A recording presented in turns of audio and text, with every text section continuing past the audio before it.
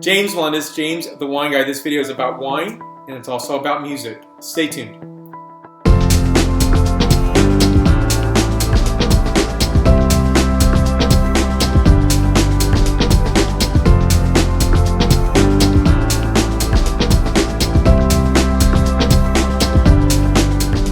So I was talking with a friend, and we were talking about Frank Sinatra. I'm not sure how we got on the subject, and she had this great, collection of Frank Sinatra, and I said, this is his best album.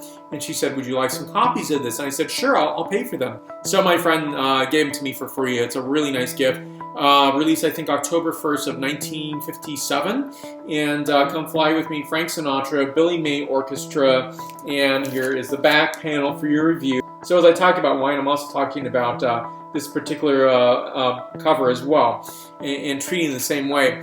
For me, I think wine and music is very similar. That is, when I think of music like this, it is really phenomenal to think of how they are really comparable in some ways and how they're appreciable in many regards as well. So what I find, I'll talk about this album first and why I like it so much. For me, I think Frank Sinatra's, it's his best album in my opinion. His voice is really at its prime. It doesn't sound any better before or after, but for whatever reason, and not every song on here is exceptional. So my two favorite songs are Moonlight in Vermont and Come Fly With Me.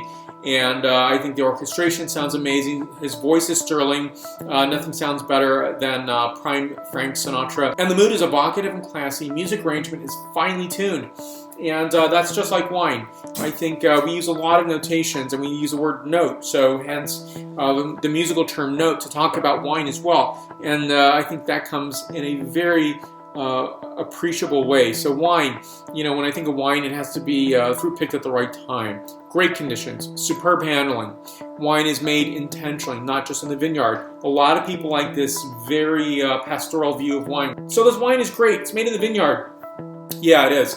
But, you have to really, I think, store it well, handle it well, vent it well, and serve it at the right time amongst many other conditions before wine is great.